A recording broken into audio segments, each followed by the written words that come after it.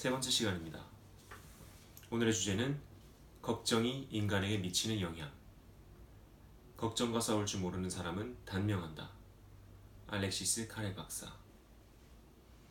어느 날 저녁, 이웃 사람이 찾아와서 우리 가족들도 종들을 접종해야 한다고 충고했다. 이러한 사람들의 말 때문에 뉴욕 시내에는 가는 곳마다 종들을 맞겠다는 사람들이 줄을 이었다. 종두 접종은 병원뿐만 아니라 소방서, 경찰서, 공장에서도 실시되었다. 2,000명이 넘는 의사와 간호사가 밤낮으로 동원되었다. 도대체 이 소동의 원인은 무엇이었을까? 이 무렵 뉴욕 시내에서는 8명의 천연두 환자가 발생하여 2명이 사망했다.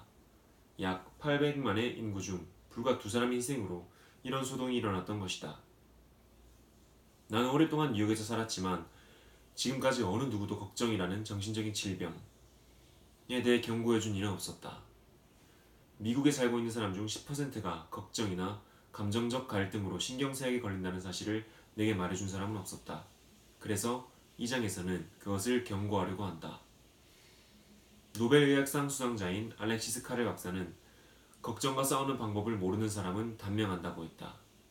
이 말은 사업가뿐만 아니라 가정주부, 의사, 노동자에게도 적용된다. 몇 년 전 나는 산타페 철도회사의 의무실에 근무하는 OF 고버 박사와 함께 텍사스에서 뉴멕시코까지 여행한 일이 있었다. 그때 우리는 걱정이 미치는 영향에 대해 이야기를 주고받았는데 그는 이런 말을 했다. 병원을 찾아오는 환자의 70%는 고민과 공포감에서 벗어날 수 있기만 하면 완쾌될 수 있습니다.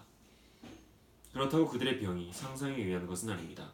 심한 치통이라든가 그보다 훨씬 심한 것들이죠. 신경성 소화불량, 위궤양, 심장병, 불면증, 두통, 마비 증세 같은 병도 확실히 상상 때문만은 아닙니다. 이러한 병은 현실적으로 고통을 가져옵니다. 저도 12년 동안이나 위궤양을 앓았기 때문에 잘 알고 있습니다. 공포는 걱정 때문에 생깁니다. 걱정은 사람을 긴장시키고 혼돈을 가져와서 위신경을 자극하여 위액이 분비해 이상을 일으키고 때로는 위궤양으로까지 악화시킵니다. 이에 대해서는 조셉 F. 몬투기 박사도 그의 저서인 신경성 위장장애에서 같은 말을 한다. 위궤양의 원인은 음식물이 아니다. 인간의 마음을 좀먹는 그것이 원인이다. 또한 W.C. 알바레츠 박사는 궤양은 때때로 감정적 긴장의 강약에 따라 일어나기도 하고 가라앉기도 한다고 했다. 그의 보고는 마요 진료소에서 위장을 진찰받은 1만 5천 명의 환자를 대상으로 연구한 결과다.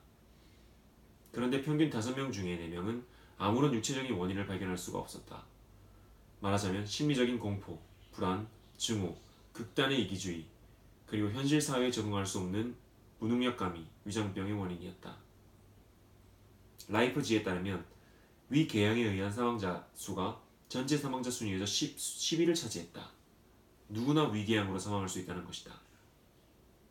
미국 의사들의 연차연합회에서 마요 진료소의 헤럴드 C. 해버인 박사는 다음과 같이 보고했다. 평균 연령 44.3세의 중역급 176명을 진찰한 결과 그 중에 3분의 1이 1 이상이 이른바 고도의 긴장에서 오는 특유한 질환, 말하자면 심장병, 위궤양, 고혈압에 걸려있다는 것이다. 회사 중역들의 3분의 1이 45살도 되기 전에 심장병, 위궤양, 고혈압으로 육체를 소모하고 있는 것이다. 이를 볼 때 사람에게 있어서 성공이란 얼마나 값비싼 것인가. 그들은 성공을 사지도 못했다. 위장병이나 심장병을 대가로 사업을 성장시켰다고 해서 성공했다 할 수 있겠는가? 전 세계를 온통 내 것으로 만든다 해도 건강 없이는 무슨 소용이 있는가? 온 천하를 수중에 넣었다 한들 그의 침대는 하나로 족할 것이고 오직 하루에 3끼를 먹을 뿐이다. 신입사원들도 그렇게 할 수 있다. 오히려 그들은 중역들보다 깊은 잠을 잘 수 있고 밥맛도 좋을 것이 분명하다. 솔직히 말해서 나라면 철도회사나 담배 공장을 경영하다가 45살의 건강을 망치기보다는 직위는 없어도 걱정 근심 없이 지내는 사람이 되고 싶다. 최근 세계에서 가장 유명한 담배회사 사장이 캐나다의 산속을 산책하다가 별안간 심장마비로 사망한 일이 있었다. 그는 막대한 부를 누리면서도 61세의 나이에 급사했다. 어쩌면 그는 사업상의 성공과 자신의 수명을 맞바꾼 셈이다. 내가 보기에 백만장자인 담배회사 사장보다 무일푼으로 89세에 돌아가신 미주리의 주 농부인 내 아버지의 성공이 훨씬 보람이 있었다고 생각한다. 유명한 마요 형제는 미국에 있는 병원 침대의 가반수가 신경성 환자로 차있다고 발표했다.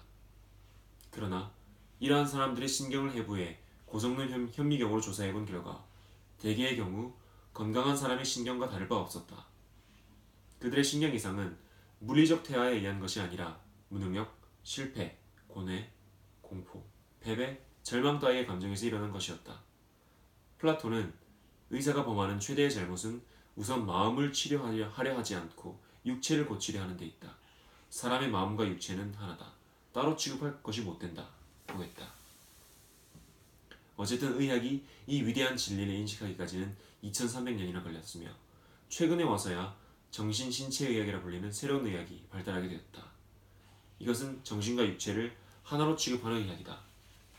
종래의 의학은 물질적인 병균에 의한 질병, 즉 천연두, 콜레라, 그 밖에 무수한 사람들을 죽음으로 몰아넣은 질병을 박멸할 수는 있었다. 하지만 병균 때문이 아닌 걱정, 공포, 증오, 절망 같은 감정에 의해 일어나는 정신적, 육체적 패인을 구제할 수는 없었다. 더구나 이러한 감정적 질환에 의한 사망률은 놀라운 속도로 높아지고 있다. 의사들의 추정에 따르면 현재 미국인의 20명 중 1명은 일생에 한 번 정신병원을 찾게 된다고 한다. 제2차 세계대전 중에 징집된 청년 6명 중 1명이 정신질환자로 징병에서 제외되었다는 공식 통계도 있다. 정신 이상의 원인은 무엇일까? 이에 대한 뚜렷한 해답은 아무도 모른다. 그러나 대부분의 경우는 공포와 걱정이 그 원인으로 보인다. 냉정한 현실 세계와 싸워 패배하고 기가 꺾인 사람들은 그런 환경과 인연을 끊고 자기가 만든 자기만의 세계로 도피한다. 그리고는 그것으로 자신의 걱정이 해결되었다고 생각한다. 지금 내 책상에는 에드워드 포돌스키 박사의 고민을 멈추고 건강해져라 라는 책이 놓여 있는데 그 중에는 다음과 같은 소제목들이 있다. 걱정이 심장에 미치는 영향. 고혈압은 걱정에 의해 생긴다. 류마티스는 걱정에 의해 생길 수 있다. 위장을 위해 걱정을 적게 하라. 걱정은 어째서 감기의 원인이 될까? 걱정과 갑상선. 걱정이 많은 당뇨병 환자. 마요 형제로 유명한 칼 메닝거 박사의 저서인 자기를 배반하는 인간에는 고민을 벗어나는 방법에 대한 기술은 없지만 불안, 시리, 증오, 원한, 반항, 공포가 어떻게 인간의 육체를 파괴하는가에 대해서는 자세히 나타나 있다. 걱정은 아무리 건강한 사람에게도 병을 유발하는데 그랜트 장군은 남북전쟁이 끝날 무렵에 가서야 이 사실을 깨달았다고 한다. 그랜트 장군은 9개월에 걸쳐 리치몬드를 포위하고 공격했다. 리 장군의 군대는 굶주림에 지쳐 패배했고 전군은 도망칠 길을 찾아 혼비백산했다. 남은 병사들은 텐트 안에서 기도회를 열고 울부짖으며 광란 상태에 빠져 있었다. 최후가 목전에 다가왔던 것이다.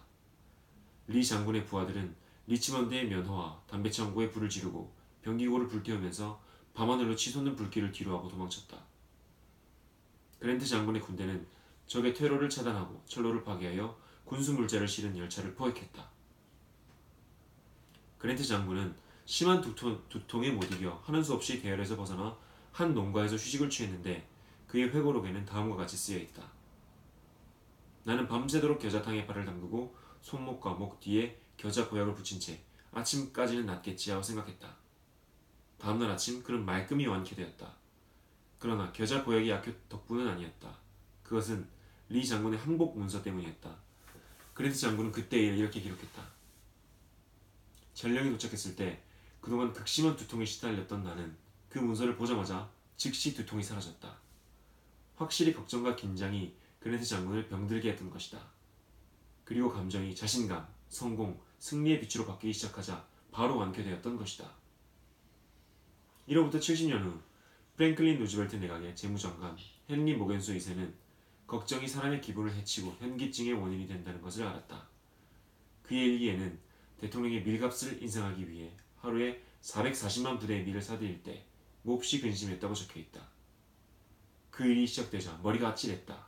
집에 돌아와서 점심을 먹고 2시간이나 자리에 누워 있어야 했다. 걱정이 사람에게 미치는 영향을 알고 싶을 때 나는 도서관이나 의사를 찾아가지 않는다. 왜냐면 이 책을 쓰고 있는 내 집의 유리창을 통해서 그것을 볼 수 있기 때문이다. 지금 내가 살고 있는 거리의 이웃에는 걱정 때문에 심한 신경쇠약증에 걸려있는 사람이 있는가 하면 당뇨병을 앓는 사람도 있다. 당뇨병을 앓는 사람은 주가가 폭락하자 혈액 중의 당분이 소변으로 빠져나온 탓에 그렇게 된 것이었다. 위대한 프랑스 철학자 몽테뉴가 그의 고향 보르도에서 시장으로 뽑혔을 때 그는 시민들에게 이런 말을 했다. 여러분들의 어려운 일에 대해서는 기꺼이 손을 빌려드릴 생각입니다만 그것이 나의 간장이나 폐까지 영향을 미치게 하고 싶지는 않습니다. 내 이웃의 한 사람은 주식 문제로 굉장히 속을 썩다가 하찮은 일로 죽었다. 고민이 사람에게 어떤 작용을 끼치는지 알고 싶으면 달리 이웃을 들출 필요도 없이 지금 내가 글을 쓰고 있는 이 방을 보는 곳으로도 족하다. 이 집의 원래 주인은 걱정이 지나친 나머지 아직도 일할 나이에 무덤길을 재촉했다. 또 사람들은 걱정 때문에 관절염이나 중풍에 걸려 반신불수가 되기도 한다. 코넬 의과 대학의 러셀 L. 세실 박사는 중풍에 있어서 세계적인 권위자인데 그는 중풍의 가장 큰 원인으로 다음 4가지를 들었다. 결혼 실패, 경제적 재난과 비관, 고독과 걱정, 오랫동안 품고 있는 원한. 물론 위의 4가지 감정적 조건만이 중풍의 원인은 아니다. 중풍에도 여러가지 원인에서 오는 갖가지 종류가 있다. 그렇지만 중풍을 일으키는 가장 보편적인 조건은 세실 박사가 열거한 4가지가 원인이다. 이를테면 내 친구는 불경기로 심한 타격을 받았다. 가스회사는 가스를 끊었고 은행은 집을 차압했다. 오후 10시입니다. 그러자 그의 부인이 갑자기 심한 중풍에 걸렸다. 온갖 약을 다 써보아도 아무런 효과가 없었다. 그 병은 남편의 재정상태가 회복될까지 계속되었다. 또 고민은 충치의 원인이 되기도 한다. 윌리엄 I.L. 맥고니글 박사가 미국 치과학회에 보고한 바에 따르면 고민, 공포, 잔소리 따위에서 오는 불쾌한 감정이 신체의 칼슘의 균형을 잃게 하여 충치의 원인이 된다고 했다. 박사를 찾아온 어떤 환자는 그의 부인이 병에 걸리기 전까지는 충치가 하나도 없는 건강한 치아였는데 부인이 한 달 입원한 사이에 9개의 충치가 생겼다고 한다. 갑상선에 이상이 생긴 사람을 본 일이 있는가? 내가 경험한 바로는 그들은 부들부들 떨면서 금세 죽을 것 같은 모습을 하고 있다. 인체 내 모든 기관의 기능을 적절하게 유지시키는 갑상선의 불균형 때문이다. 심한 발작으로 온몸이 마치 통풍 조절 장치를 떼어버린 난로처럼 이글이글 탄다. 어떤 방법으로든 이것을 막지 못하면 까맣게 타버릴 것이다. 얼마 전에 나는 이런 병에 걸린 친구와 필라델피아에 갔다. 우리는 이 병을 38년간이나 치료해온 이 방면의 명의로 알려진 이스라엘 브람 박사에게 진찰을 받기로 했다. 병원 대기실에는 커다란 나무 액자에 다음과 같은 충고의 글이 쓰여 있었다. 기다리는 동안 이 글귀를 적었다. 휴양과 오락. 사람의 마음에 가장 편안하게 해주고 기운을 돋구는 힘은 건전한 종교, 수면, 음악, 웃음이다. 하나님께 온전한 믿음을 가져라. 그리고 깊은 잠에 빠지는 법을 배워라. 좋은 음악을 즐겨라. 그리고 인생의 익살스러운 면에도 눈을 돌려라. 그러면 건강과 행복을 얻으리라. 박사가 내 친구에게 물어본 첫 번째 질문은 어떤 고민을 했길래 이런 증상이 일어났습니까? 하는 것이었다. 만일 이대로 고민을 계속한다면 심장병, 위궤양, 당뇨병까지도 발병할지도 모른다고 그는 경고했다. 이런 병들은 서로 친척이라는 것이다. 영화배우 말 오베로는 내게 이런 말을 했다. 저는 절대 걱정하지 않아요. 걱정하면 영화배우로서 가장 큰 재산인 얼굴에 주름살만 생길 테니까요. 처음 영화계를 지망했을 때 저는 걱정 때문에 어쩔 줄 몰랐죠. 인도에서 온 풋내기였던 저는 런던에 아는 이가 하나도 없었어요. 2~3명의 제작자를 찾아갔습니다만 아무도 저를 채용해주지 않는 데다 수중에 있던 돈도 점점 떨어져 갔어요. 2주일 동안 과자와 물만으로 지냈죠. 그러다 보니 몸도 몹시 쇠약해지더군요. 저는 제 자신에게 너는 아직도 정신을 차리지 못하고 있는지도 몰라. 가당치도 않게 영화계에 뛰어들려 하다니. 경험도 없고 연기라고는 해본 일도 없잖아. 겨우 얼굴 하나 좀 반반할 뿐이지. 하고 말했죠. 거울 앞에서 보았습니다. 거울을 들여다보자 걱정이 제 얼굴을 뒤덮고 있다는 것을 알았죠. 지금까지 없었던 주름살과 겁에 질린 표정이 역력했습니다. 큰일 났다 싶었죠. 그래서 제 자신에게 이렇게 타일렀습니다. 이런 짓은 당장 그만두자. 넌 고민하고 있을 시간이 없어. 고민으로 단 하나의 미천인 얼굴마저 망쳐버리고 말 작정인가 하고 말이에요. 우리가 알기에 걱정만큼 여자를 빨리 늙고 추하게 만들며 마음을 어지럽히는 것은 없다. 걱정은 표정을 굳게 하고 턱의 곡선을 억세게 만들며 얼굴에 주름살을 만든다. 뿐만 아니라 흰머리를 생기게 하고 탈모증의 원인이 되기도 한다. 얼굴에 윤기를 없애고 온갖 종류의 분비물이나 여드름을 만들기도 한다. 오늘날 심장병은 미국에서 사망 원인 1위를 차지하는 질병이다. 제2차 세계대전 중에 전사한 미군 숫자는 약 30만 명쯤이지만 같은 시기에 심장병으로 사망한 사람들의 수는 200만 명이나 된다. 그 중에서 100만 명은 고민과 극도의 긴장이 병의 원인이었다. 알렉시스 카레 박사가 걱정과 싸우는 방법을 모르는 사람은 단명한다 고 말한 이유 중 하나로 심장병을 꼽을 수 있다. 하나님은 우리의 죄는 용서해 주실지 모르나 신경계통에는 해주지 못한다. 윌리엄 제임스가 한 말이다. 그런가 하면 아직도 믿을 수 없는 놀라운 사실이 있다. 매년 자살로 죽는 미국인의 수가 전염병으로 죽는 미국인들의 수보다 훨씬 많다는 것이다. 그들은 왜 죽는 것일까? 대개의 경우 걱정 때문이다. 중국의 어떤 잔인한 장군은 포로를 이렇게 고문했다. 우선 포로의 손발을 묶고 주야로 끊임없이 물방울이 똑똑 떨어지는 물주머니 밑에 놓아둔다. 똑똑똑.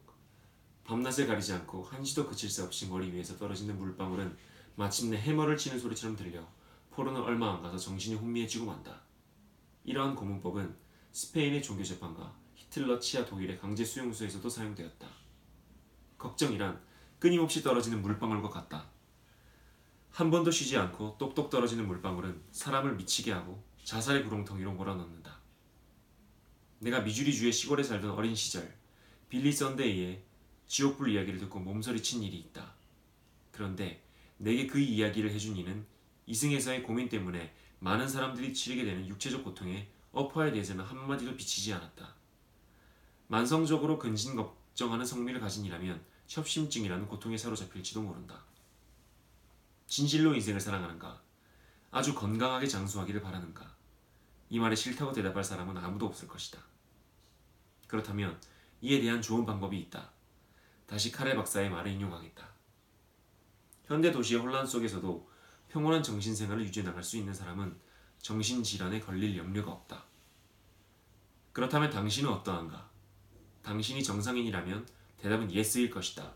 아니, 단연 예스이다. 대부분 우리는 자신이 생각하고 있는 것보다 강하다.